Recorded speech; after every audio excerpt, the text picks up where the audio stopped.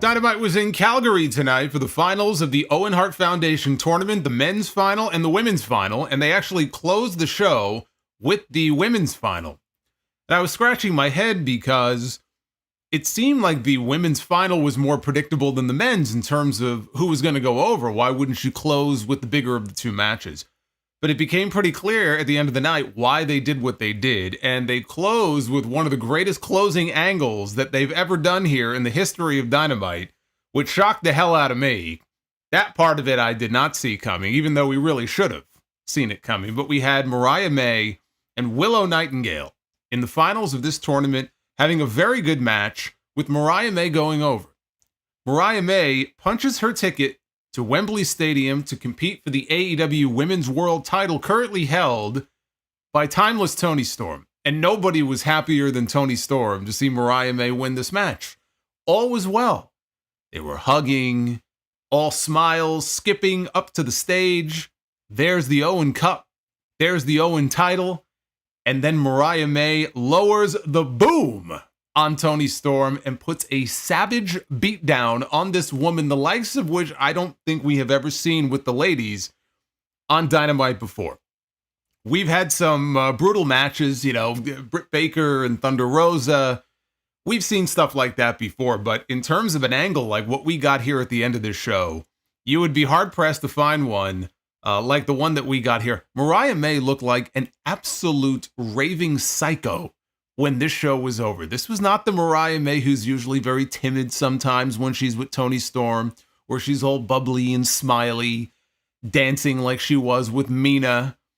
This was a completely different side of Mariah May that we have not seen so far in her run here in this company, and it's all been building to this moment. It was the All About Eve story.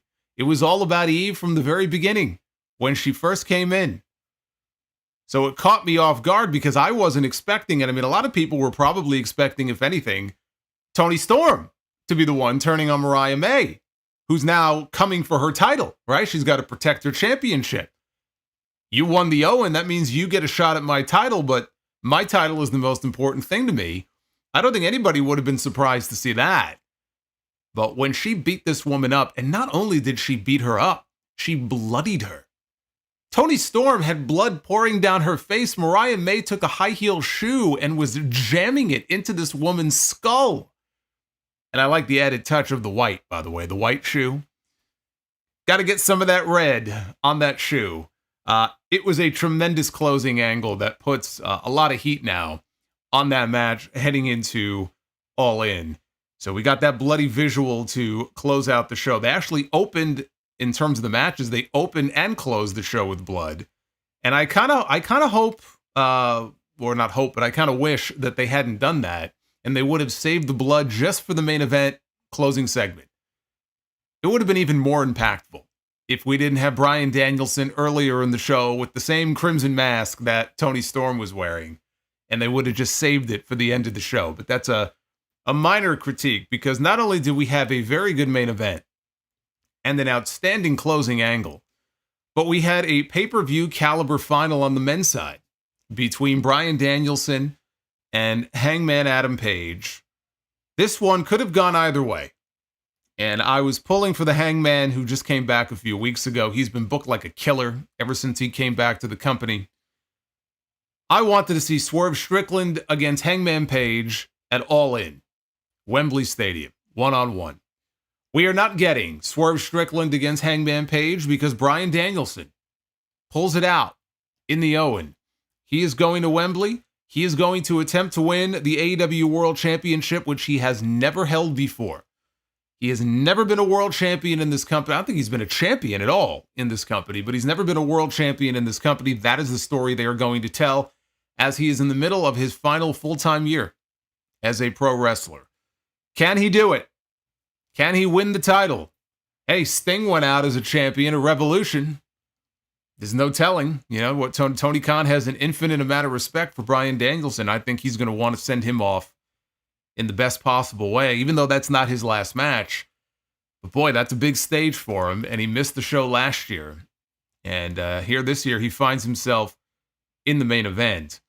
But they went and they announced that next week on Dynamite. They're going to not only have a match, they are going to open the show next week with a huge match that a lot of people, myself included, were expecting to happen in London. And it still might. But we're getting it next week between MJF and Will Ospreay on the 250th episode of Dynamite. They're going to open the show with that match next week. And I'll talk about how we got there and where I think this may be headed. We had the champion Swerve Strickland on this show back this week. First time since Forbidden Door. He was off the show last week. Came out tonight. And he's got a lot of irons in the fire, does Swerve Strickland, because he is going to lead Team AEW into battle in the Blood and Guts match, which I've been talking about that. It would have made no sense for him not to be in that match. So he made it official tonight. He is going to be leading Team AEW into battle. We also know that he is going to be defending the AEW World title in the main event at Wembley Stadium against Bryan Danielson, right? That became official tonight as well. He's going to be wrestling Kazuchika Okada on Dynamite next week on the 250th episode. That came out of nowhere. Spit the challenge out, and boom, we get champion against champion, non-title. But we're getting champion against champion first time ever match next week on the show. And of course, even though he didn't win the Owen, Hangman still looms large. In fact, we're going to get Swerve and Hangman in the ring. It's just not going to be a Wembley. But we are going to get them in the ring. So that also looms large. So Swerve Strickland, the AEW World Champion, has a lot going on. And that's a good thing, because you want your champion to be involved as much as possible. And he certainly set that up on the show tonight. So we've got 2 pay-per-view caliber matches already set for the show next Wednesday. That show is loaded. And that's not even the full lineup. Plus, we have the fallout from the show closing angle tonight. That first Mariah May promo, which we may get next week, unless they do it on Collision, that's going to be something to see as well. So a strong episode of Dynamite tonight, and it is building towards an even stronger show next Wednesday. And in 2 weeks, we have Blood and Guts. So Tony Khan going, no pun intended, going all in on Dynamite these next couple of weeks, trying to get people to tune in, as many people as possible, as he builds to his biggest show of the year. This is your AEW Dynamite review. It is Wednesday, July 10th, 2024. I am the Solomonster. Thank you guys so much for hanging out with me here on a Wednesday night. I appreciate it. Like and subscribe. We are less than 100 subscribers. Actually, we're about 12, to be specific. We're about 12 subs away at last check from 81,000. I am the learning tree. The learning tree is not going to help me get there. Thanks, guys. Although I do appreciate it. Only you can help me get there. So go ahead and subscribe. And yes, as you can see, Super Chats are open as well. Am the learning tree. Get them on in. Yeah, hey, go ahead. Go ahead, pile them on. Thanks, guys. Pile them on. We're going to read through all of them in a little bit. And real quick here, for those of you who missed it, it is up on the channel right now. My full review on the WrestleMania 40 documentary, just in case you missed episode 869. You can now find it here on the channel. Full thoughts on that, which is very interesting. Not for all the right reasons either, but it was certainly very interesting to sit here and watch as the Rock regaled us with tales of how he saved WrestleMania this year. The AEW International Champion Will Ospreay was out to the ring to open the show to respond to MJF's promo, his very good promo from Collision on Saturday, which a lot of people may have missed because it ran head-to-head with Money in the Bank. But basically, the gist of it was he put the blame on the fans for why he did what he did to Daniel Garcia. Pointed out that he opened himself up to the fans. He was vulnerable. He let us in ways that he had never done before in his life. And he befriended Adam Cole. He went against everything he believed in. And what ended up happening is his supposed best friend stabbed him in the back. The fans turned their backs on him as well when Samoa Joe stole his title, and then he tuned into Dynamite the very next week, and they were all chanting, "Thank you, Joe." So that was sort of the core of his promo. And so now he's going to turn it back around on all these fans, and he's going to destroy everything that they hold dear to their heart because he thinks what they like in pro wrestling sucks. and it has ruined this company, and he is going to take the company back from them.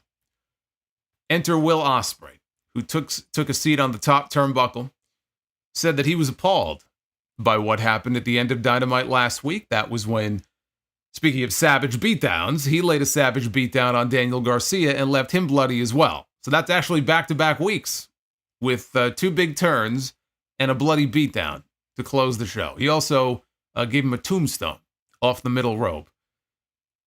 So he talked about how appalled he was by what happened, but he wasn't surprised. Said he's heard rumors about MJF, that he's one of the most insecure men in pro wrestling, and he showed it. Said the moment Daniel Garcia starts creeping up on MJF's popularity, I had to stifle a laugh when I heard that. I know that's the idea that he's going for here, but was Daniel Garcia's popularity really creeping up on MJF? Maybe I need to get my hearing checked.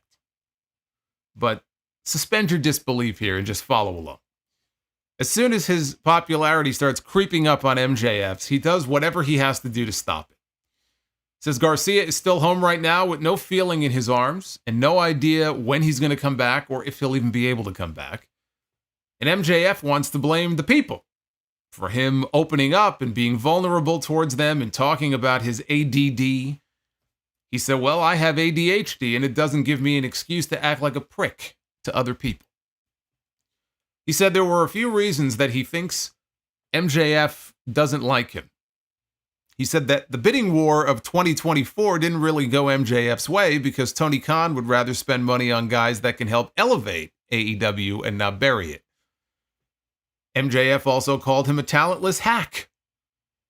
He said he's got more talent in his left nut than MJF has in his entire body. Why's it always got to be the left nut? And anytime you hear that expression, usually it's the left nut, right? What about the right nut? I don't know.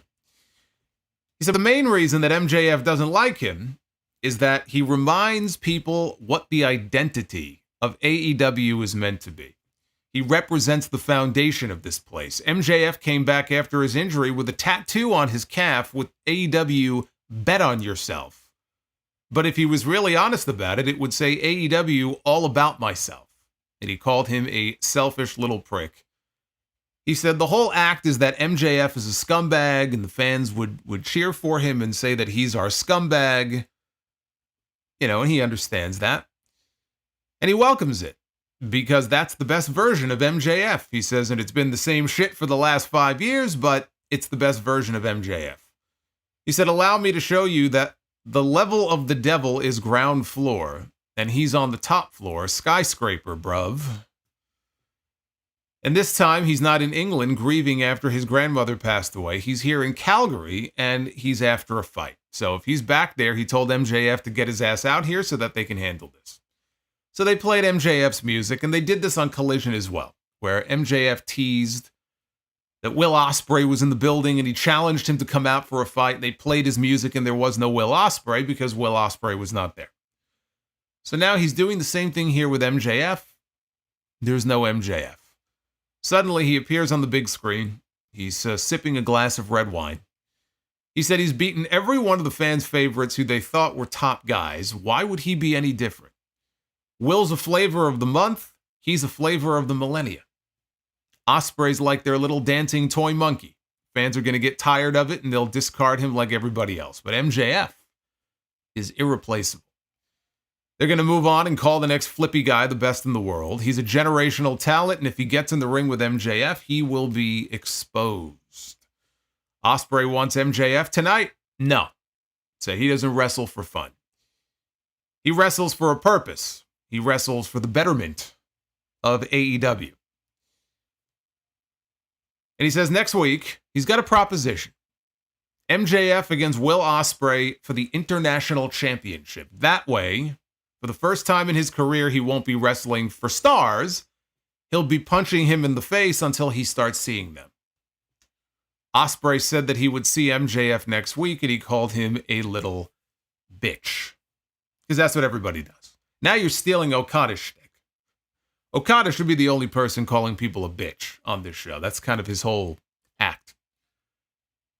So, wow. They are going to MJF against Will Ospreay one-on-one for the very first time a month before Wembley Stadium. In Little Rock, in front of, last time I checked, 1,800 people. And they are giving that match away next week on what is the 250th episode of Dynamite. Now, I can remember when MJF had that first match with CM Punk. That was not on pay-per-view. They did that match on Dynamite. That was in Chicago. That was in front of CM Punk's hometown fans. That made sense. Wasn't expecting them to give this away in Little Rock on TV next week, but here we are. Now, there was talk of them wanting to book a big match for the 250th episode. I don't think it's going to be a bait and switch. I know some people, might think, well, they're not going to do the match, or it's going to be an angle, or there's not going to be a finish. No, I think they are doing the match. I don't think it's a bait and switch, and AEW generally doesn't do that. So if they've announced this match, and not only have they announced the match, but they've announced the fact that they're going to open the show with it next week. So the first thing you see when you tune into that show is going to be MJF against Will Ospreay. Then we are getting the match next week. It's not an angle. It's not a bait and switch. That gives them 2 straight weeks of big matches, because we're going to get that next week. And then in 2 weeks is Blood and Guts on the 24th with Team AEW against Team Elite. So the question now is, what are they going to do here? Because they're going to do the match and we're going to get a finish. Doesn't mean nobody is going to get involved or not get involved in the finish, but they're going to do a finish. Do they put the international title on MJF and then run this back for a second time at Wembley Stadium? When they announced Swerve and Ospreay for Forbidden Door, I thought, well, that's one of 2. And they'll run it back at Wembley in the main event. And then they can give Ospreay a win there if they want to.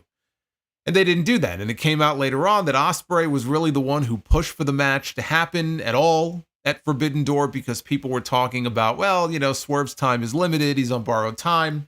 Will's obviously going to beat him at Wembley. And Will had a sense, I guess, that this is not the match that they're doing at Wembley. So to cut all that off, let's do the match at Forbidden Door. He'll beat me.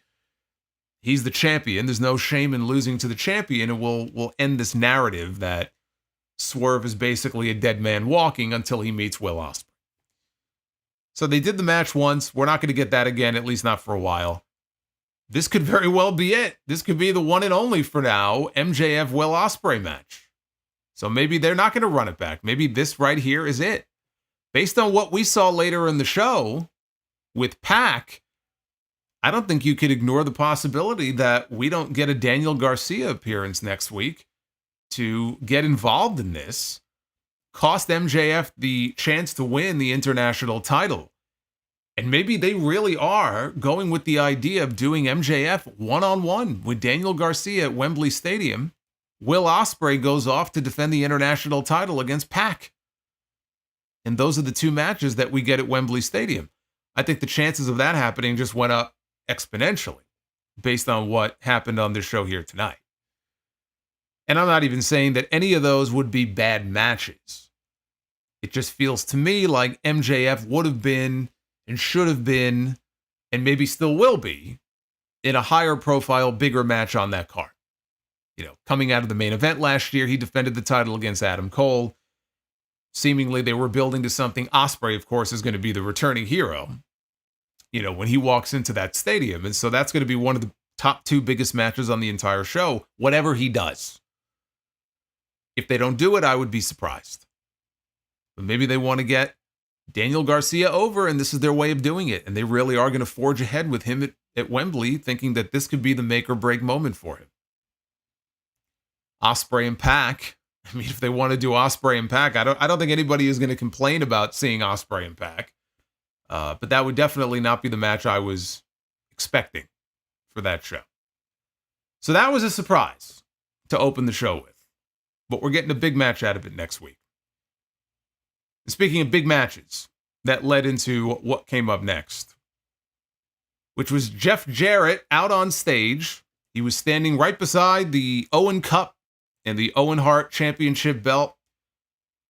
He was the special enforcer for the finals of the Owen Hart Tournament.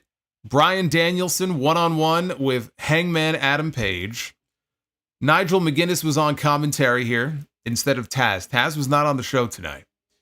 And it was explained Roman Reigns gently right after down this. the stream.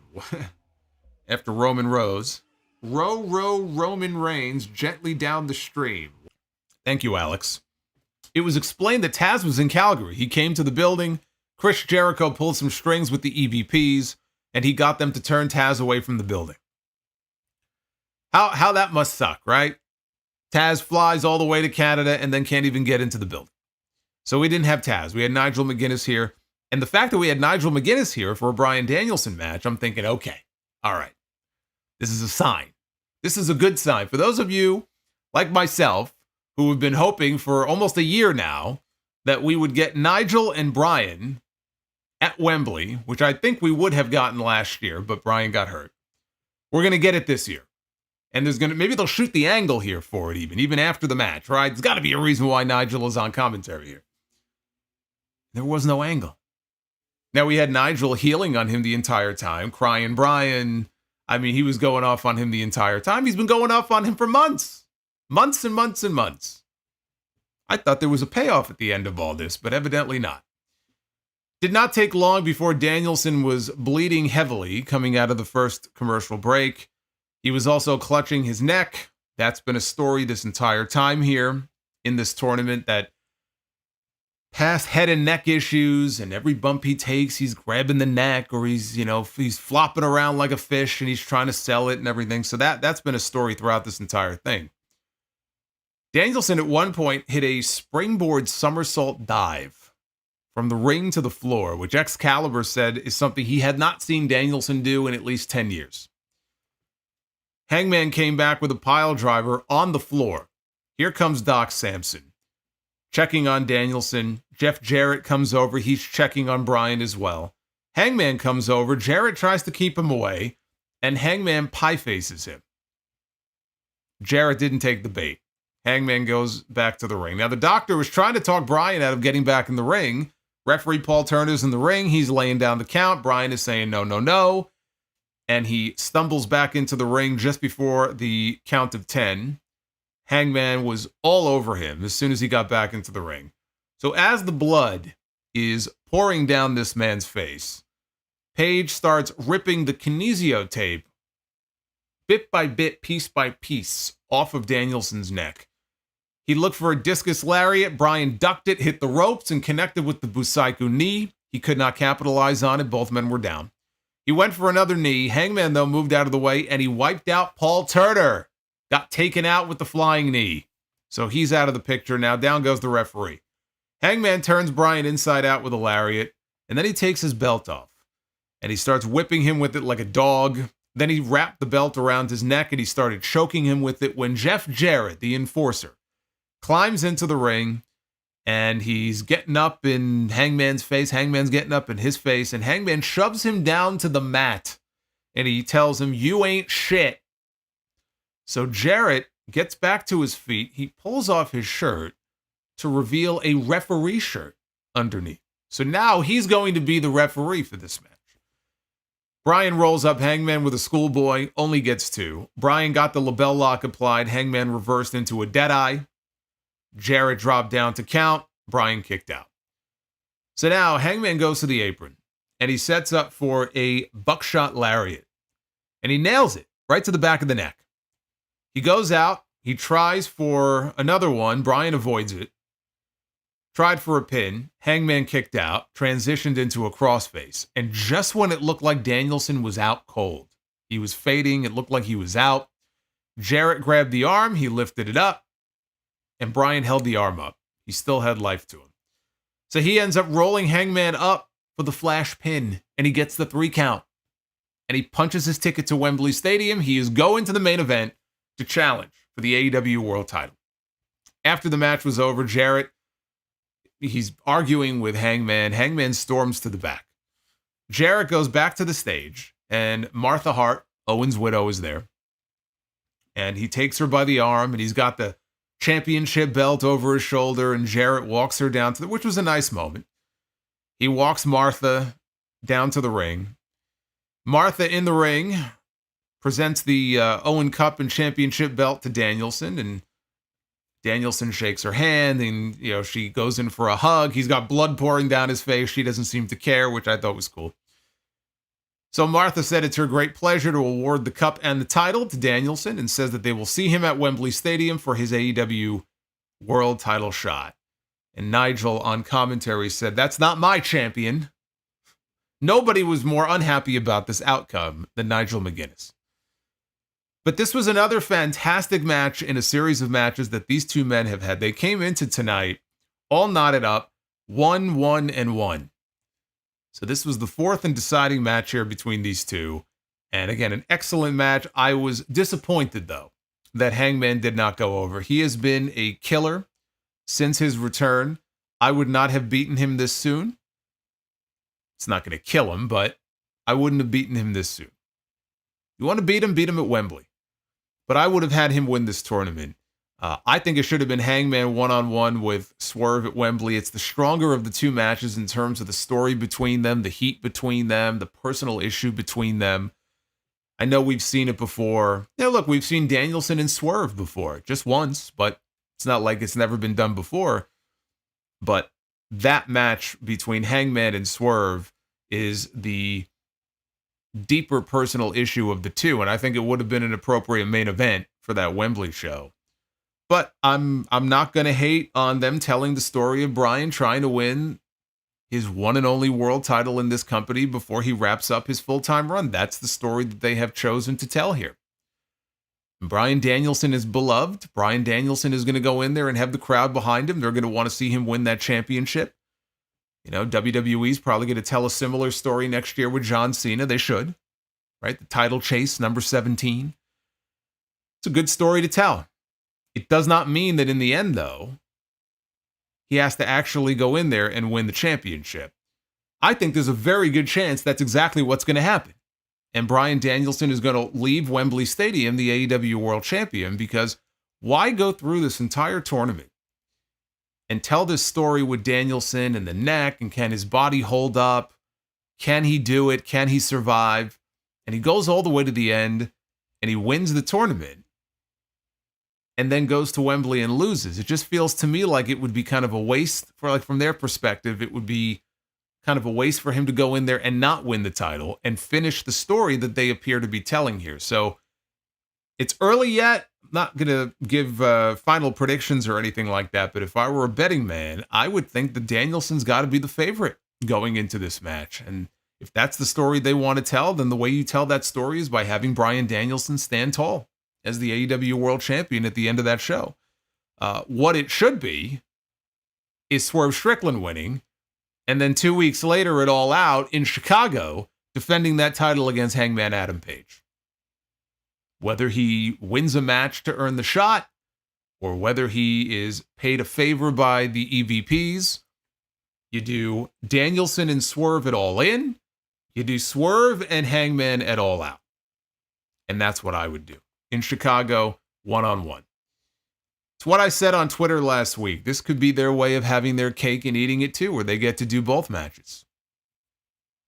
But I think it's going to be very tempting, maybe a little too tempting for them not to put that title on Bryan Danielson. What I'm most disappointed in, though, even more than Hangman not getting the win here, what I'm most disappointed in is the fact that we are not going to get Nigel McGuinness and Bryan Danielson. Because if it's not happening at Wembley Stadium this year, then it's not happening. Like, this was it. This was the final chance, if this was ever actually going to happen, to do the match. And so it's not happening. And I'm sad that we're not going to get that match, because they teased it. They teased it for so long.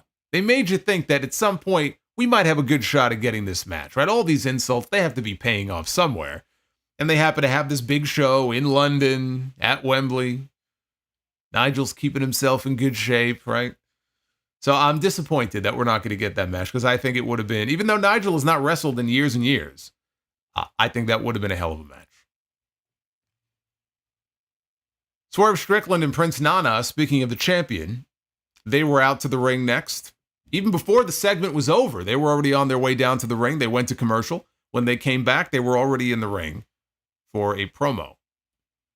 And Swerve recalled Will Austin, see, now people are saying maybe it all out. I don't want it at all out. If you're going to do Nigel back in the ring, it's got to be Wembley. How are you going to have a show in London and then bring back Nigel McGuinness 2 weeks later in Chicago? Come on now. Wembley was the place to do it.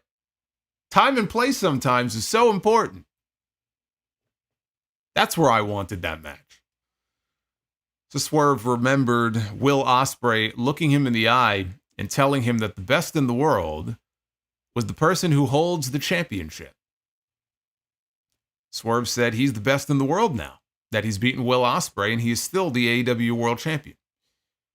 So Swerve congratulated Bryan Danielson for winning the Owen Hart Cup and said that it would be an honor to face him in the main event at All In. Swerve said that it still haunts him, it still bothers him, that Danielson holds a pinfall win over him. Swerve said they are at two different points in their careers. Swerve said Danielson is on the downslide, whereas he is the most dangerous man in AEW. And then he recalled how the EVPs had tried to recruit him to be the fifth man on their team for Blood and Guts. Of course, he said no. He said that he will be in Blood and Guts, but he will be the leader of Team AEW against the Elite in Blood and Guts. He said he would do two things that Bryan Danielson failed to do this year.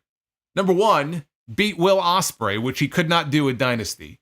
And number two, he would lead Team AEW to victory over the Elite, which Danielson failed to do in the Anarchy in the Arena match. Then, out of nowhere, in the middle of this promo, he issues a challenge to the Continental Champion, Kazuchika Okada, to a match. I mean, again, this is just like, okay, we're gonna weave ourselves over here in this lane.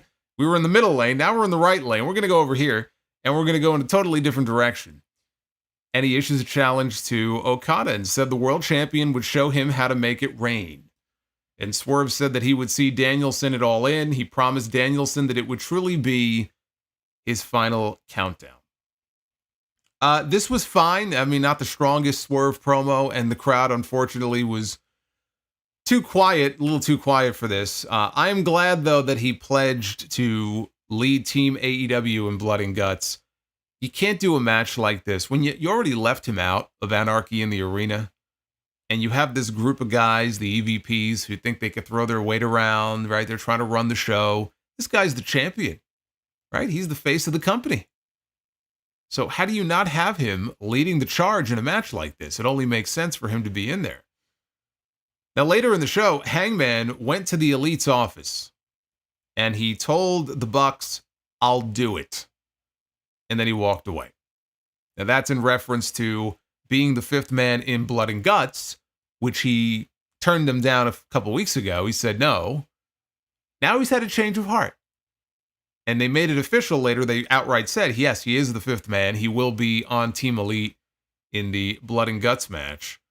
And so it's, exactly what I told you guys last week. That the moment that Hangman finds out that Swerve is leading Team AEW, he is going to change his mind and have a change of heart, and he's going to go to the Bucks and say, "Put me in." And that's exactly what we have, because this man will do anything to get his hands on Swerve Strickland. And if he's not going to go to the main event at Wembley Stadium, then he'll get him in 2 weeks of Blood and Guts. Any way that he can get his hands on this man.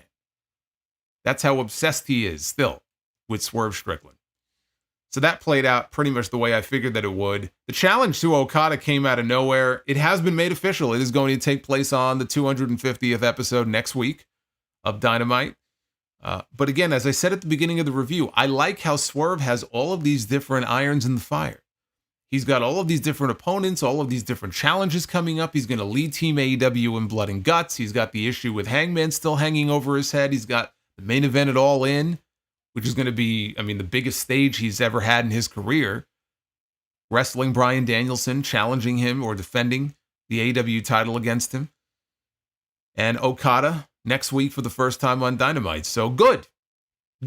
Swerve should be involved in all of these things.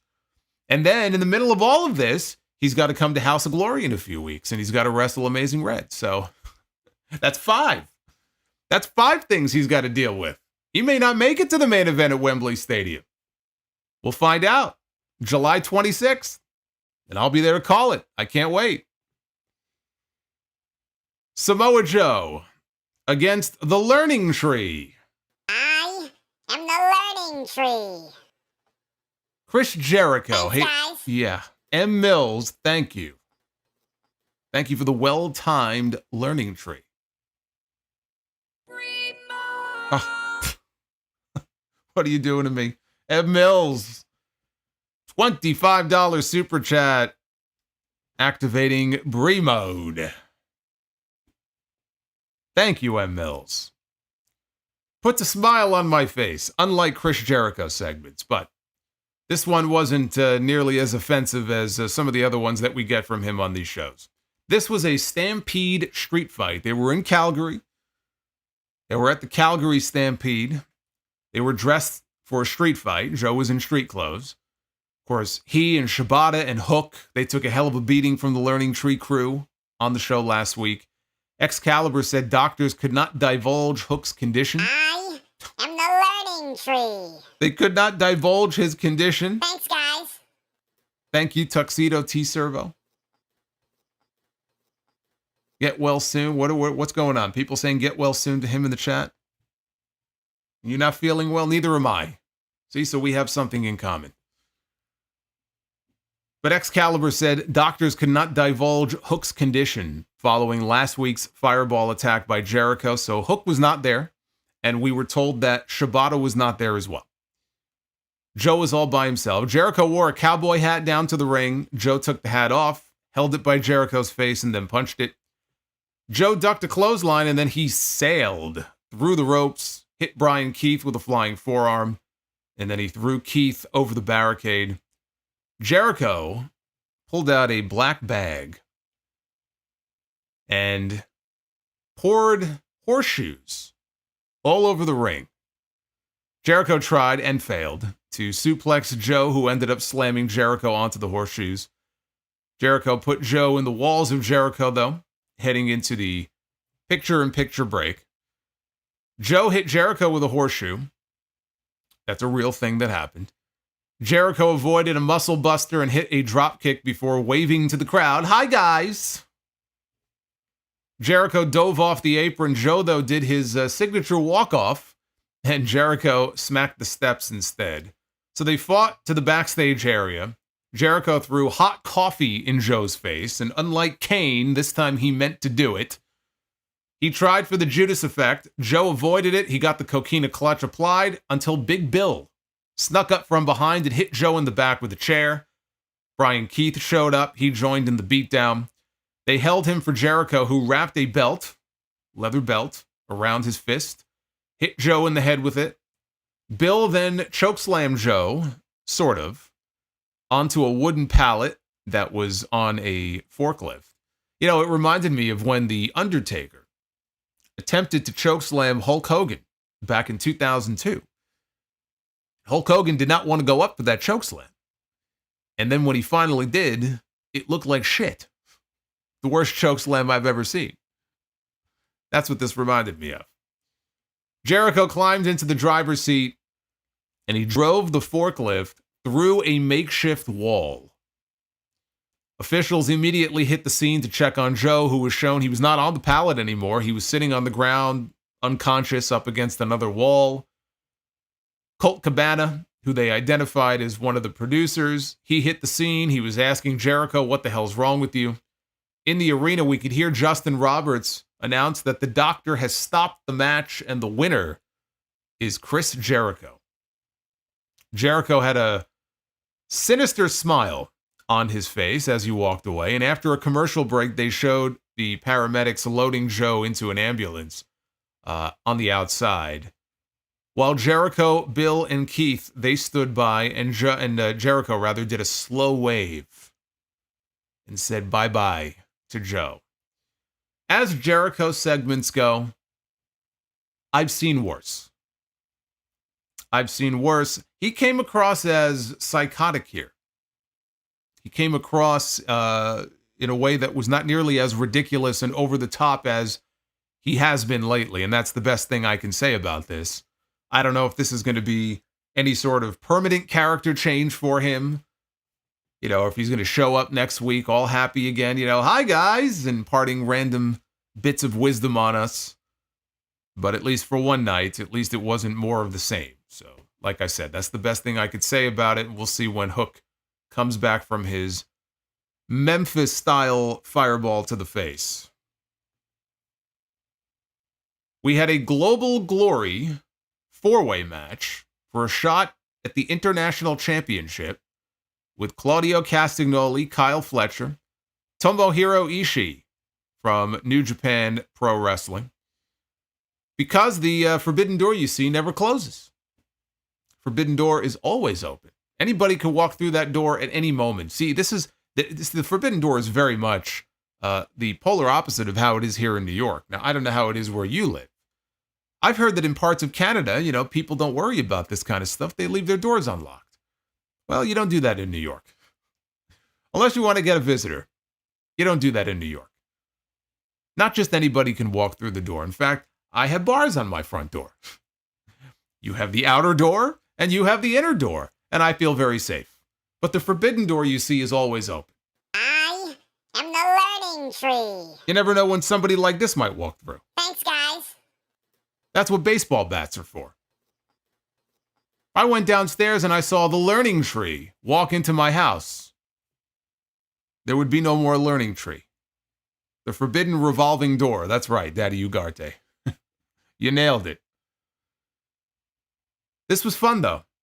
Plenty of action. We got a forearm battle from everybody. Ishii just no-sold them all, started lighting them up with headbutts. Kyle Fletcher ate a poison rana from Pac, who ran into a pop-up uppercut from Claudio, who then ran into a headbutt from Ishii. Fletcher hit a spinning tombstone on Ishii for a close 2. Claudio did the giant swing on Fletcher into the sharpshooter. Pac flew in with a top rope elbow and applied the brutalizer at the same time as Ishii came in and broke things off with Claudio. Ishii's brainbuster got blocked. Claudio hit a neutralizer on Kyle Fletcher. Scrambled for some pin attempts with Pac. They were arguing with each other. Pac went up and hit a black arrow before locking the brutalizer on Fletcher for the submission. Claudio tried to get back in, but couldn't make it in time. And Pac wins the 4-way. Solomonster in the hood.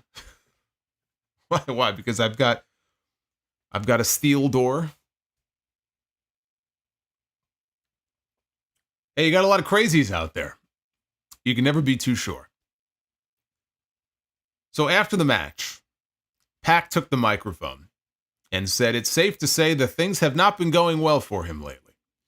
Since returning, he's made bold promises but suffered many humiliating failures. He said it's all in season, and the bastard will not be denied his Wembley moment. Let this victory, let this victory be a line in the sand. The bastard will be back. Now, they did not make it entirely clear that Pac is going to be getting his international title shot, which we were told Pac is going to now receive by way of winning this match. They did not make it clear on commentary, nor did Pac in his promo, that is going to happen at Wembley. Only that, in his promo, he talked about how he's going to have his Wembley moment. He didn't say, I'm going to win the title at Wembley. They left it very vague. And I'm wondering why that was, and thinking it may have had to do with the match next week with MJF and Will Ospreay. And they want to wait to see how things play out in that match before they make it official that Pac is going to actually be getting a title shot on that show. So I think this is really predicated on whatever they have planned for that match next week, and then they'll make it clear as far as when he is going to be getting that match. If he is going to be getting the shot at Wembley, I think Will Ospreay against Pac is a very real possibility. We could be seeing Danny Garcia cost MJF next week. They're going to have a match, which I would still be blown away. If that's the match for MJF at Wembley, I would be very surprised. But it looks like it might happen. And then Ospreay could defend his title against Pac on that show, which of course would be an incredible match. If not, though, if that is not the direction here, Toni, come on. Pac, Ricochet, Wembley Stadium. Make it happen. One or the other. It's either Pac and Ospreay or Pac and Ricochet. All three of them in the ring together, I think, would be pure insanity, but we don't need to get that just yet. One or the other. I'd be fine with either one. We had the CEO, Mercedes Mone, out to the ring to celebrate her double championship victory at Forbidden Door. Stephanie Vacker should be sending her a bottle of champagne for the part that she played in helping her get that contract with WWE. They were very impressed by the match that she had with Mercedes at Forbidden Door. And that probably had more to do than anything else with her getting a deal right now, because Stephanie is on her way. It was confirmed by Shawn Michaels. She's on her way to NXT. She could be there as soon as this week. She should send a thank you note to the CEO. She called herself, now she said in Calgary, she said this. Mercedes called herself the best there was, the best there is, and the best that there ever will be. Instant heat. Anybody but Brett saying that in Canada, instant heat. She had instant heat with me for saying it wrong, but I'll let it slide. She was about to lead the crowd in a toast with a shot of something. I didn't write down what it was. It looked like piss, but I'm sure it wasn't. But she was about to lead the crowd with a toast of some kind of shot when Britt Baker's music interrupted.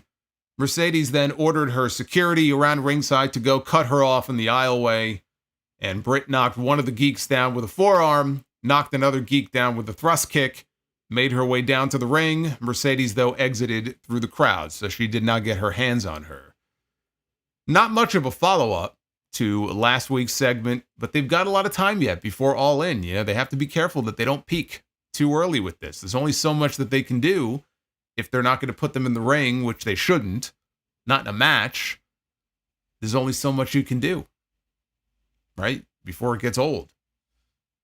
But this was really not much of a segment. By the way, speaking of Britt Baker, I'm waiting with anticipation because tomorrow, Sean Ross Sapp has teased that on Fightful, he's going to have an update on Jamie Hayter. We have not had any update on Jamie Hayter in over a year. So I'm hoping it's a good update. We should know tomorrow a little bit more about when she may be coming back to AEW. It'd be great if they got her back in time for her to be on that Wembley show.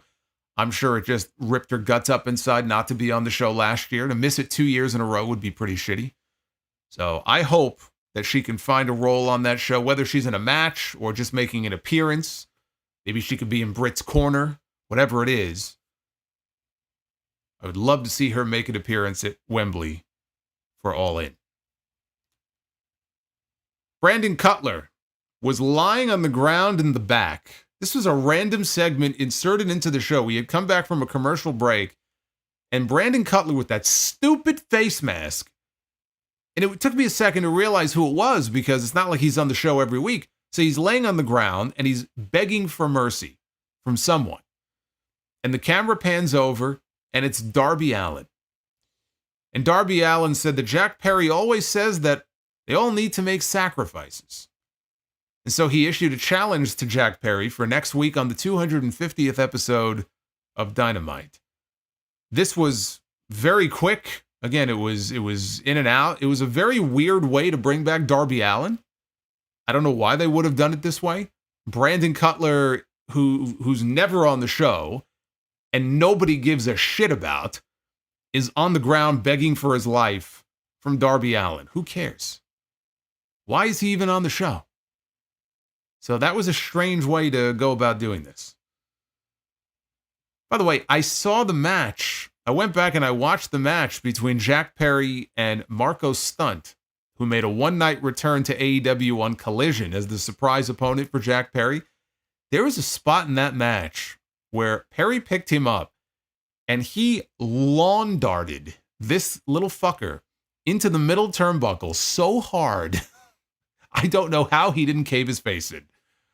I was like, oh, you know what, though? It's good. It's good to see some of that fire from Jack Perry, some of that viciousness. You know, Marco Stunt, I mean, that's an easy one, right? You take Marco Stunt, you could throw him around, you could do anything you want with him. But man, he launched him. Go find it. He launched him into that turnbuckle. How he didn't break his nose, I'll never know. But then we had the finals of the Women's Owen Hart Foundation Tournament for the right to go on to Wembley Stadium and challenge for Toni Storm's Women's World Title. Willow Nightingale one-on-one, who won last year's Owen. Willow Nightingale one-on-one with the always lovely Mariah May. The always lovely Willow Nightingale, too. I love both these women. I think they're both great. And I thought they had a very good match here. Willow, by the way, was right now. Mariah had pink on. Pink. She was wearing pink. I didn't say pink eye. She had pink on. Don't get that confused. Willow was actually wearing. She was rocking the black and yellow caution tape gear in tribute to Owen Hart from during his Nation days, which I thought was really cool. Mariah mounted a comeback after a break with her top rope drop kick. She hit some sweet cheek music. Toni Storm was outside with Luther, and Tony's cheering on Mariah. Nightingale went for the sharpshooter, but Mariah fought out, planted her with a German suplex. Willow hit a fisherman's bomb for a close near fall, and then went for the pounce. But as she came in, Mariah caught her with a headbutt instead, and both women collapsed to the mat. Toni took the referee, so while the referee is being held, someone in a Sting hoodie has run down to the ring, and Willow has this person, like, in the robe. She's got a hold of this person. We can't see who it is. Their face is obscured. They got the hood over their head. But then Chris Statlander appears on the apron, and she hits a running boot to Willow Nightingale. And we then see that the man in the Sting hoodie was Stokely Hathaway. And then so Stokely and Statlander, they make a run for it, a beeline to the back. They look like they just robbed the bank, or someone told them that there was a learning tree segment coming up. But boy, they bolted out of there as fast as their feet could carry them. Mariah, meanwhile, and Toni Storm, they didn't realize what had happened. Mariah hit her charging knee strike. Willow kicked out. So Toni Storm told Mariah, go for Storm Zero, which is what she did, but she ate a lariat by Willow instead.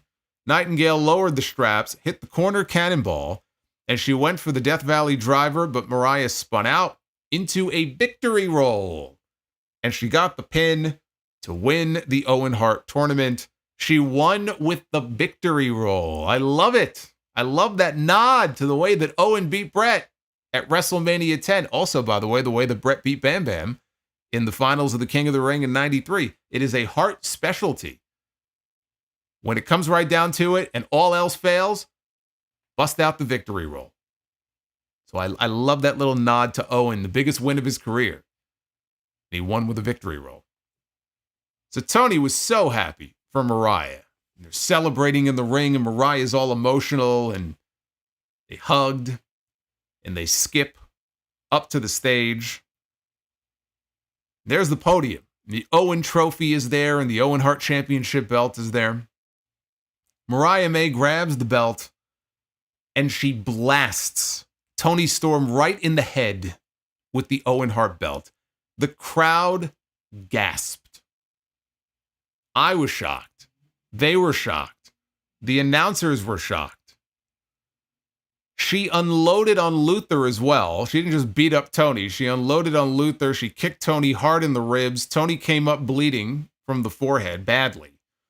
Blood pouring down her face. Mariah took the white high heel shoe, I think one of Toni's shoes, all white, and started jamming it over and over and over again into her forehead. I thought she was jamming it into her eyeball. She was jamming it into the forehead. Now she's bleeding even more. You see the blood smeared all over the shoe. Gotta go with the white shoe. I love it. Whenever they do an angle like this and they wear like a white shirt or a white suit, right? That's why. And you get that great visual of the stained blood all over it. But she was really hitting her hard in the head, or, with that shoe. Shoves down Aubrey Edwards when she comes over to try to stop her. I mean, this is an absolutely vicious attack. She knocked down Luther and then knocked him off the stage, and he took a bump down through a table down below. Then she goes over and she kisses Toni Storm on the head, and she rubs her face all over Toni's bloody forehead. And the parting shot of the show, the camera zoomed in Toni Storm is on her knees, being held by Mariah May, and her face is covered in blood. She looks like she was in a car accident. And that was the parting shot that we got as the show went off the air. Mariah May looked like an absolute fucking psycho here. And I loved every minute of this. This was a hot angle. This was a shocking angle. Even if somebody said, I saw it coming. Even if you did, most people watching this were probably shocked and did not see this coming. And if anything, they may have expected that Toni Storm would be the one to turn on Mariah May because she felt threatened that Mariah was coming for her title. That it was all building to this moment. When in fact, question now is, was this whole thing an act? The answer is yes. Yes, it was. From day one, this entire thing was an act. That was the whole point of the story. And it was all leading to this moment. She wants to be the champion. Toni Storm has the title. And we've had moments where she's looked at the title. I've been talking about that lately with Randy Orton and the way he's been eyeballing the WWE title whenever Cody's around with it. We've had some moments like that with Mariah, but no, I mean, this entire thing was designed to get to this moment where Mariah May would show you in the end, it was never about being Toni Storm's friend. Oh, I love you. Oh, I tried to emulate you. Yeah, she wants to be like her because she wants to be the champion. She wants to be number one, the dominant female in this division. That's all this was ever about. And now that she has her shot and she's guaranteed a championship match in her hometown, she's going to be in London. Now she can show her true colors. I thought this was fantastic. One of the best endings to a Dynamite in the history of the show. This was excellent. And this is why they ended the show with the women's match and not the Bryan Danielson match. My question is, are the fans in London going to cheer for Mariah over Toni or Toni over Mariah? I don't think it's much of a question, really. I think it's going to be Mariah, even though she's the heel in all of this because she's betrayed Toni Storm. Toni Storm never really did anything to betray her, right? She's the heel going into this match, but I don't think they're going to be booing her in London. And I think we finally get a new women's world champion, as we should. Mariah May is going to be a fine choice to win that title at Wembley. So this was a hot way to go off the air. This crowd, again, the crowd was up and down throughout the entire show, but they reacted with shock and awe to that closing angle. So you had two excellent tournament matches, a great closing angle. We had a fun four-way match. And those really were the key parts of the show. Swerve, again, he's got his hands in a lot of different things going on. They're loading the show up next week. We've got two big matches, Okada and Swerve, MJF and Will Ospreay. Easily could be a Wembley match. We're getting it next week. 2 weeks from now, we have Blood and Guts. Hangman now joins the Elite. All we know about Team AEW is that we have Swerve and we have Mark Briscoe. They might be joined by the Acclaimed. I would think they would be. And then that leaves one spot open. So we'll have to see. We'll find out next week who the other members of Team AEW are going to be. But he's trying to load these next few shows up. And he's, got to get people all hyped up for Wembley. I think they have 45-ish, maybe 45,000 tickets sold for that show. I don't know what they're setting it up for. They're not setting it up for 80 like last year. But if they get 50,000 people in that building, that's 50,000 people in that stadium. It's easily going to be their second biggest crowd no matter what they do that night. I guess my question is, are they going to be able to keep doing Wembley every year? Or is that number just going to continue to dwindle down? I think his goal is to run Wembley every year on that weekend. It's like a bank holiday over in the UK. He wants that to be their annual thing. I don't know. We'll see. We'll see how the show does this year, but they should be able to get at least 50,000 people in the building for that show. I'm looking forward to that. In the chat, we have a poll going. There's no Twitter poll, but in the chat with about 700, almost 700 votes in, 75% thumbs up score for tonight's show, 18% thumbs in the middle, 8% thumbs down. If you are currently in the live chat, go ahead and vote. Let me know what you thought of this Dynamite show.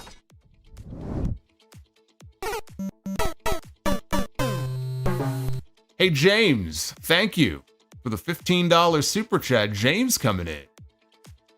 with a shout out to the AEW Women's Division. Last year, Shida won a match to defend her own championship at a forgettable four-way, and this year we have Toni and Mariah, Mercedes and Britt, and maybe Willow and Chris Statlander. Yeah, I mean, they're setting up some pretty big matches for Wembley, and I like it. I like what they're doing right now with the women's programs, the main women's programs.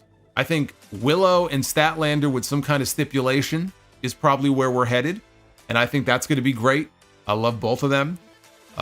Mariah and Toni for the women's world title, that's going to be great, especially after the angle they did tonight. All the heat now they've put on this feud, it's going to be fantastic. And then Mercedes and Britt is the biggest match in terms of star power, the biggest match they could do right now in that women's division. You know, the face, traditionally, the face of the AEW women's division against the woman claiming now to be the face of that division. So that's three huge matches. All of which I have to assume is going to be taking place at Wembley. So yeah, they're in good shape as far as that goes. Let's go back and check some of the earlier Super Chats out. Hit that like button as well. If we can get around 400, we will do Be the Booker, but we're lagging a little bit, so go ahead and hit that thumbs up. Let's give a shout out here to Smokin' Dried Chicken Without Flavor. Super busy with soccer, both Euros, and Copa America. Smokin' Dried Chicken will be back soon. Also, I believe in Joe Hendry. So did all those people at the PC. How about that reaction that he got? They loved Joe Hendry. Everybody in that building knew exactly who he was. And they were very happy to see him on NXT this week. Base Beerus. Triple H had a sledgehammer. Jericho has hot coffee. Well, no, he's got a fireball. He's got a fireball. He's got Floyd the baseball bat. He's got horseshoes. He's got coffee. Brian Anthony Rivers, this WWE signing of Stephanie Vacker, change how other promotions utilize their top talent when it comes to joint shows? No, I don't think it changes anything. WWE's always going to keep an eye out for these things and scout through these other shows. And if somebody has a great performance and looks really good, they're going to say, how come we don't have that person? And they're going to make overtures to them, and they're going to make an offer, and sometimes they'll get them and sometimes they won't. But I don't think it's going to change how these joint shows are done. Chris Manson says, love is dead. Kind of felt that way, didn't it, at the end of the show? I tweeted, I said, how could something so beautiful be so vicious? I didn't know she had that mean streak in her. What is Mina going to think? Maybe they can get Mina to come back on TV and she could do the same thing to Mina. Put even more heat on her because everybody loves Mina. Oz and Glorious. Holy shit, that ruled. After the Vacker clown show today, this was an epic palate cleanser of a show, top to bottom, even the learning tree. And word to Bliss fan, who was right. Alexa is better than Vacker. So apparently, once you sign with WWE, you are dead to Oz and Glorious. You no longer exist. The Juliet with the $12 learning tree. What were you and JD saying about Stephanie being contracted to CMLL for a while last night? What I said was she was under a long-term deal with CMLL, and if you remember what I said, CMLL has let people out of their contracts before when they get a big offer. Like I specifically told you that. So it was never going to be an issue. If WWE wanted her, then they were going to get her. If AEW wanted her, then they were going to get her. CMLL was not going to stand in that way. So what I said stands. Oz and Glorious, now that Mariah May is running solo, I think it's definitely time to shoot your shot, my dude. Pray for Mina's safety if she makes an appearance. Yeah, that's like what I just said. Put even more heat on her. Have Mina come in and try to talk some sense into her. What are you doing? And then Mariah May can break a bottle of champagne over her head and bloody her up. Instant heat. Also, really glad that Tony Khan didn't do Will Ospreay against Swerve at Wembley. Was getting annoying how telegraphed it was becoming. For example, Cody at Mania for 2 years. It doesn't bother me. Telegraphed does not mean bad. That would have been a big match. I would have had no issue with that. People make more of an issue out of that than they should. Jerome Eugenio, does pro wrestling employ the worst security guards in the world? Yes, they do. Yes, they do. I would never hire a pro wrestling security guard to guard me, to guard my life. Not unless I had a death wish. Alex with the $22. Brother Solo, can you see a scenario where Ricky Starks makes his NXT debut within the next 6 to 9 months, leading to a feud with Trick Williams and becoming the face of NXT for a while, leading Trick to join the main roster? That's a lot of maybes in that super chat. I have no idea how much time he has left on his AEW deal. He could have a year left. He could have a year and a half left. He could have 6 months left. I have no idea when he's going to be there, but I do expect that he will be there. And I do think that he will go to NXT. And I don't think that Trick Williams is getting called up, at least until next year's draft. Antonio Taylor, that ending came straight out of left field. I thought there was going to be a slow build till All Out, but this is better. Brother, it's been a slow build for almost a year. You just didn't see it. They've been telling this story from day one. All about Eve. Rodimus Prime, 2 beatdowns in 2 weeks and another great episode of Dynamite. Gotta love it. Mariah May turning on Toni had to happen eventually.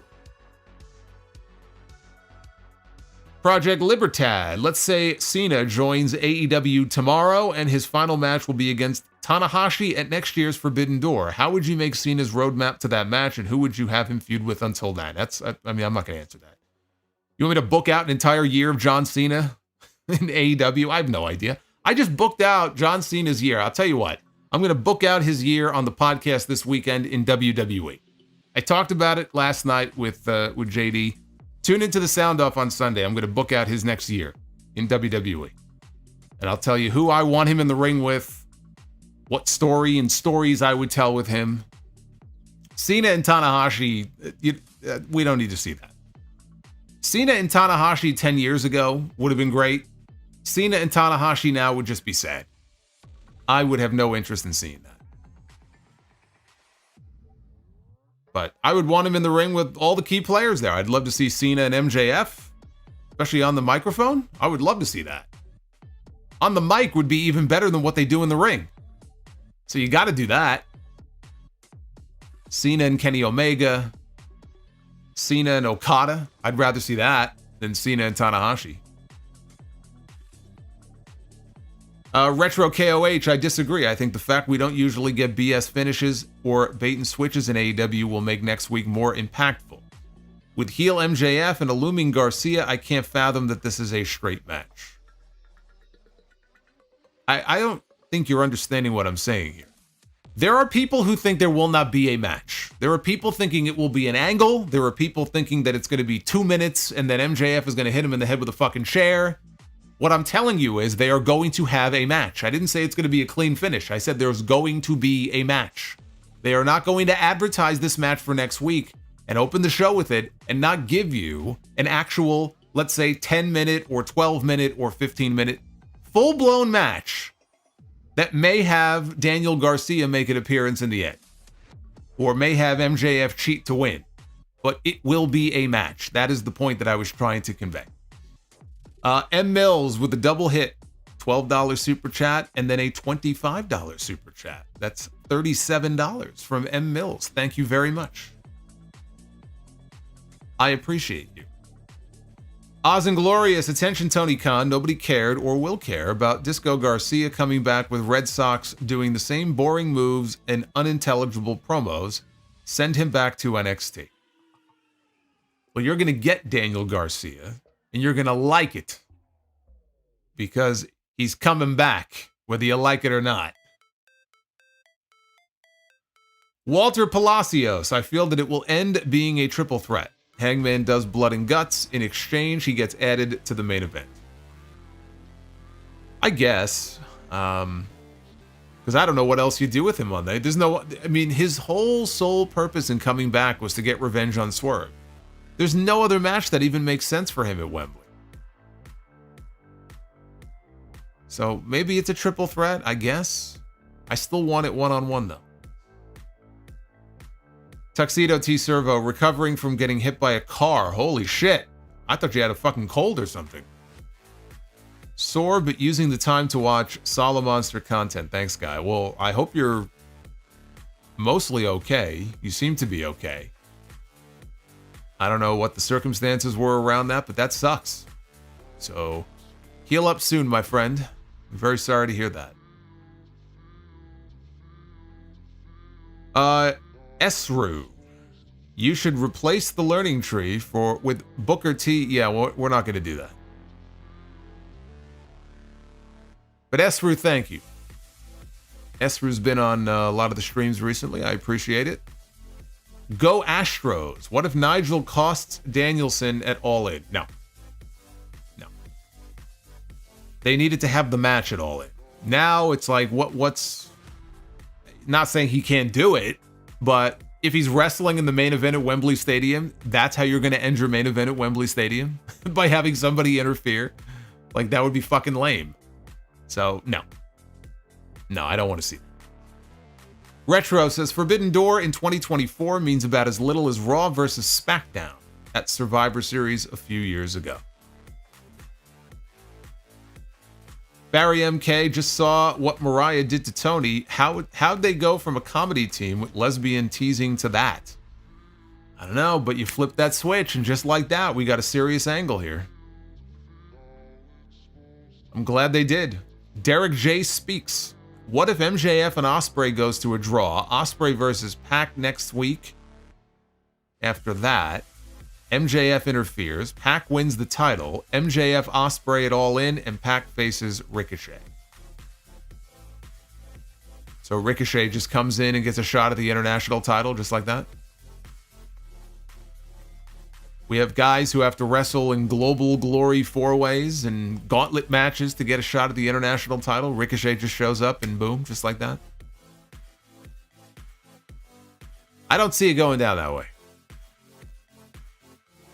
Unless they announce that the MJF Ospreay match has a 30-minute time limit, I could see it going to maybe a 30-minute time limit like Omega and Danielson did. Maybe.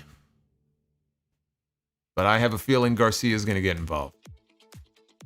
James with the $15. This is the one that I read before where he gives a shout out to the women's division. Absolutely. Hey, James, thank you. Uffman Entertainment, no Martha Hart at the end of the women's match should have been a red flag or an angle alert.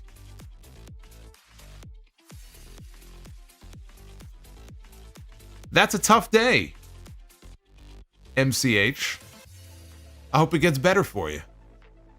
Thank you for the $4.99. Hey, Solomonster. After the show, I saw some people say that they're tired of the Toni Storm gimmick. What are your thoughts? The Toni Storm gimmick has a shelf life. I am not one of those people who is tired of it yet. I think she's so good at it that it hasn't worn thin on me yet. If she's still doing it in 6 months, I might have a different feeling about it. But no, I'm not one of those people who feels that I'm sick and tired of it yet. I can understand people feeling that way, though. Uffman Entertainment, isn't the Wembley All-In setup low because of allegedly the Taylor Swift concerts that same week? Yeah, well, they can come up with whatever excuse they want to. If they felt they could fit 65,000 people in that building, they would have 65,000 people in that building. I don't buy it. The Learning Sicko, Dr. Bropio. Can't wait for the 20-match, 7-hour all-in pay-per-view. Can't wait for the marathon, huh? Sean D, come on TNA, security stop Karen Angle once. Gold Matthew, Money in the Bank with Ziggler, with Ziggly mustache was electric. Could it be the most memorable Money in the Bank show ever? Take. Theory's run with the briefcase was better than Priest's. I mean, there's so much wrong with that super chat. But no. Theory's run with the briefcase was not better than Damian Priest. That guy, Yeager. That was a vicious beating by Mariah. Yes, it was. She looked like a psycho. No cap. The devil angle was pointless, unfortunately. I don't like that a big story like that was scrapped. It sucks. Cole is injured, but AEW had to find a way.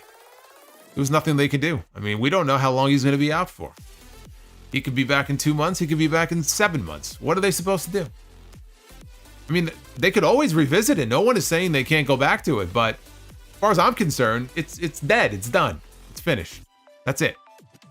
What are you going to do? You're going to keep MJF as a babyface for the sole purpose of waiting for Adam Cole to come back when you have nothing else for him to do? You want to turn him heel, but well, we can't because we have this Undisputed Kingdom story that fell apart 6 months ago that we have to just, for the sake of justifying what we did, we have to keep it going. No, you move on. It didn't work.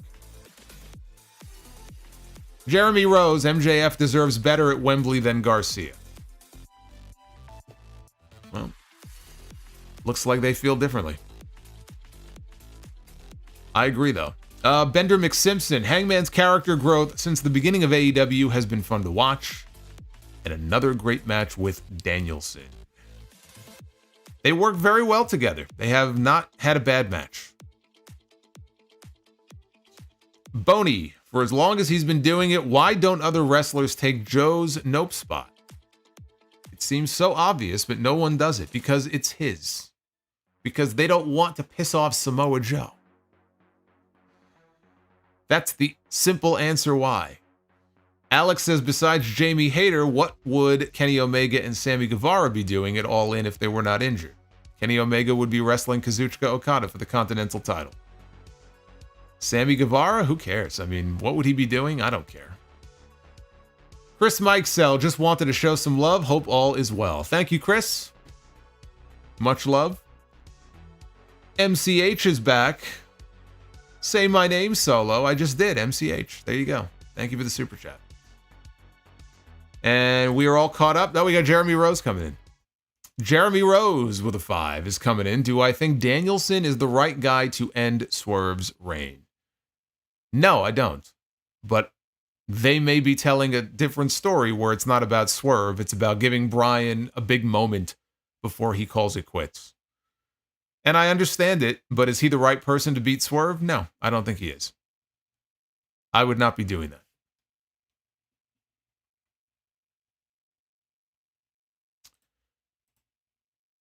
Thank you for the super chats, and we are also at 419 likes.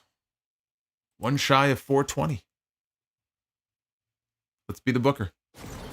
Ladies and gentlemen, it is now time to be the booker. Let's be the booker. Here we go.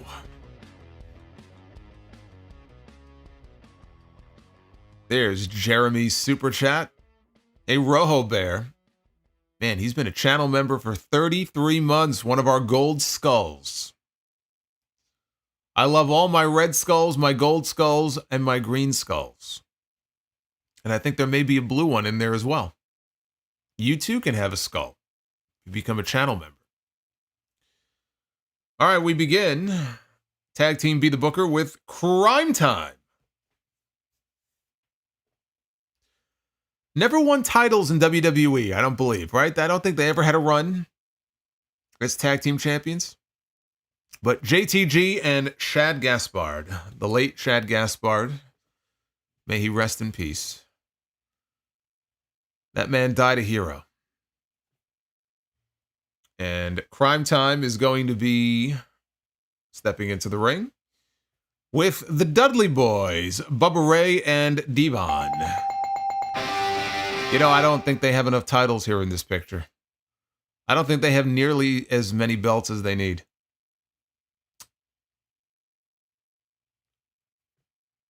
That's right, Brooklyn, Brooklyn. Where's Bubba from? Is Bubba from Brooklyn? Or is he from Queens? He's from the city, too. They could have a New York City street fight. That would be the stipulation. Okay, women's Be the Booker. It's going to be hard for me to top the women's card that Tony Khan is putting together for Wembley, but I'm going to try. And this is a hell of a start. The TNA Knockouts champion, Jordan Grace. Think about this. WWE is bringing in Stephanie Vacker. We know Julia is coming in the next couple of months. And let's be honest, Jordan Grace is going to WWE the moment her TNA contract is up at the beginning of next year, if not sooner. So that's going to be 3 huge additions to the women's division, whether it's NXT, whether it's the main roster. So you take Stephanie, you take Julia, you take Jordan Grace, and you add that to the likes of Rhea Ripley and Bianca Belair and Charlotte Flair. Becky Lynch will come back eventually. I mean, they've got a hell of a women's division there all lined up. They're stacked with talent. I didn't even mention Tiffany Stratton. Man. You got Bayley. You got other women waiting in the wings down there. Lola Vice and Sol Ruca and Roxanne Perez. 2025. It's going to be big for that women's division. Oh, don't forget about Alexa. I'm sorry, Bliss fan. I committed the cardinal sin. I forgot about Alexa Bliss. That's right. I'm sorry. 10 lashes for me. 10 lash legends for me. All right. Jordan Grace. One-on-one with Kairi Sane. There you go. There you... Oh, my God. I forgot Io Sky. How can I forget Io Sky, too? That's right. Throw Io Sky in there.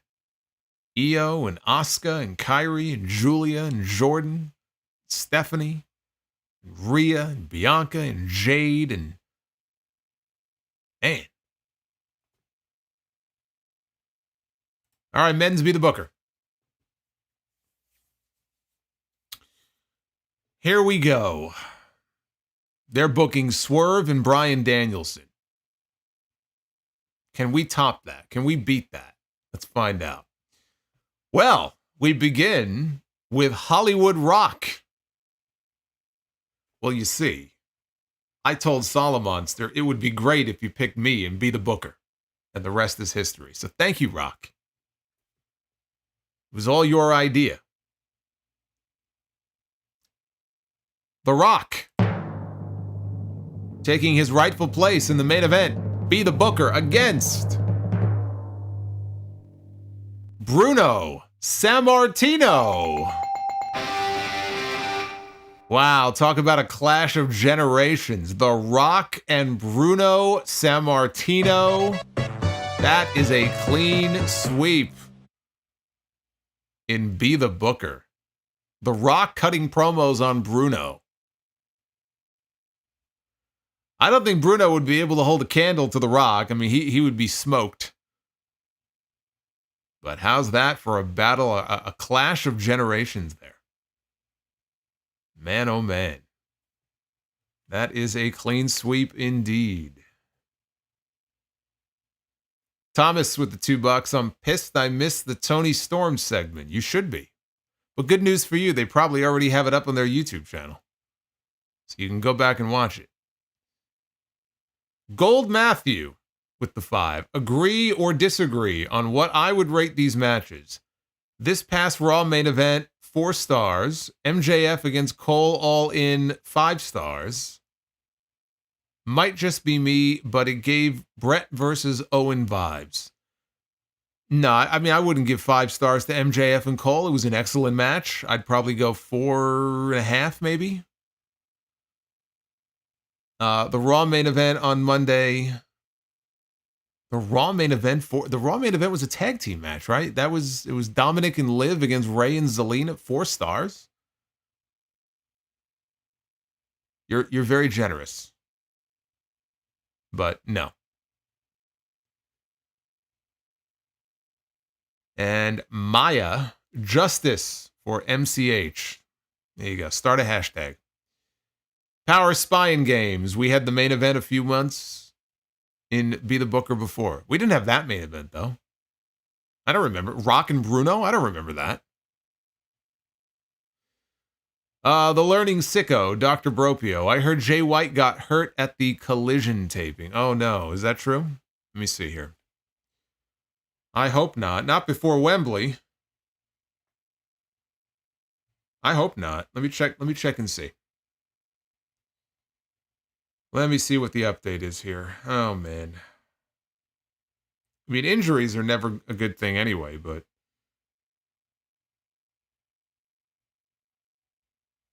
Well, I mean, I'm seeing a lot of messages about Jay White being injured, but I'm not seeing anything about what actually happened. So... Well, if that is true, that sucks. But I hope it's not true. Hopefully it's just a scare and nothing more. Let me see if there's any news. Might be too early for that, but let's see.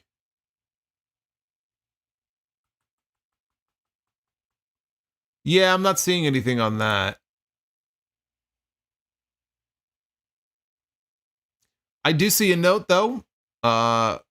Just FYI, I do see a note here that apparently the segment tonight with Samoa Joe was their way of writing him off the show. Apparently he's going to be filming season 2 of Twisted Metal. So that was their way of writing him off, so we may not be seeing Joe for a while. So that's why they did the injury angle with him.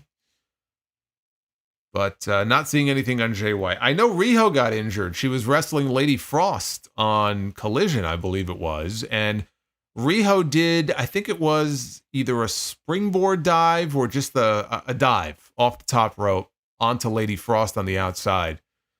And just the way she landed. You know, Lady Frost didn't really catch her very well.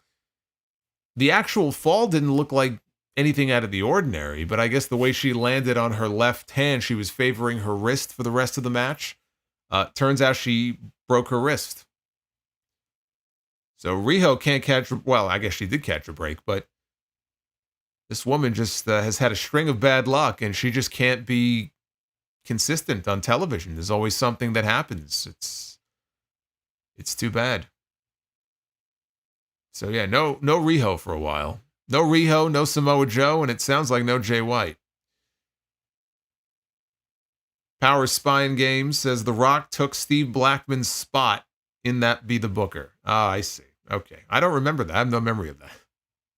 So apparently The Rock stole his spot. What else is new? A zombified guitarist is celebrating 31 months of channel membership, says Alexa back in the Wyatt faction, buy or sell. Trying to think of what I would prefer. I think that I'm going to say no. I'm going to sell. I think she needs to leave that behind and go back to being normal Alexa and work with some of the newer faces on the roster as herself. And at least for a while, drop all the voodoo spooky stuff. That guy, Yeager, says, don't forget about Nia Jax, your favorite. Oh, of course. How could I forget? Yeah, I mean, she's been fine during this run.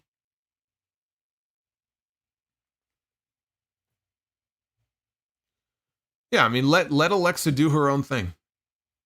It's been years, literally years, since she's actually been able to go out there and just be herself. So if and when she comes back, it would be kind of refreshing to have her out there as a normal, regular human being. Who is the sixth member then, if not Bliss? The sixth member is Bray Wyatt. The sixth member is not another person. It is the spirit of Bray Wyatt. He will forever be a part of the Wyatt Six. He is the sixth man.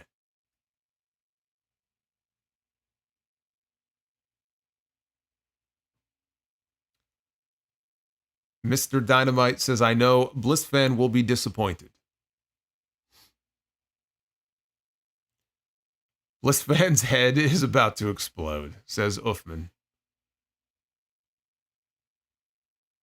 Sorry to break it to you, but that's what I feel. I feel like that's what's going to end up happening when she eventually comes back. Bliss fan's going to be awfully upset when Alexa comes back and she gets wiped out by Jade Cargill. when Jade gets her up for the Jaded and then drops her and pins her. I think Bliss fan is going to be furious.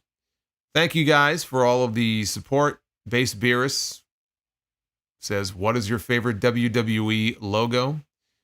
It is the original block letter logo, which you can see behind my head there. I have a light up sign with it. I mean, that tells you right there, right? I have a light up acrylic sign of the WWF block letter logo that I grew up on. That is still my favorite logo. Thank you for joining me, guys. I'm not feeling great, but we got through it.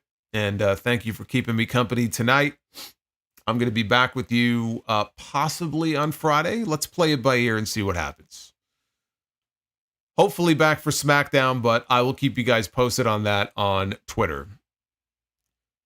Be well. Stay safe. Wow, Retro KOH, man, just gifted 5 channel memberships. It's very kind of you.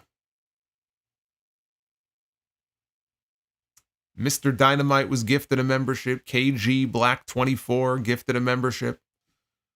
Welcome to all of our new channel members. We had like a channel member like challenge the other night where people were gifting, and then more people were gifting. I'd love to see it. Eminem with the $2. Best women's segment in AEW since DMD Bloodshed. They got that iconic image in AEW of Britt Baker with the bloody face, right, from the match with Thunder Rosa. And that was back in the early days of Dynamite. Yeah, I mean, that was the best women's segment that I have seen on their show, on Dynamite specifically, in years. Love that finish. West Coast James, thank you very much. Thank you, James. All right, I'll see you guys soon. Check out all the other content on the channel. Check out TNT last night on JD's channel with he and I. We had a great discussion. I think that was our longest show yet. They seem to be getting longer somehow. Well over 3 hours. Plenty of content there, and plenty of content here on this channel as well, including my WrestleMania 40 Behind the Curtain documentary review. And then episode 870 of The Sound Off is coming up on Sunday. So I will see you guys then. Take care, guys.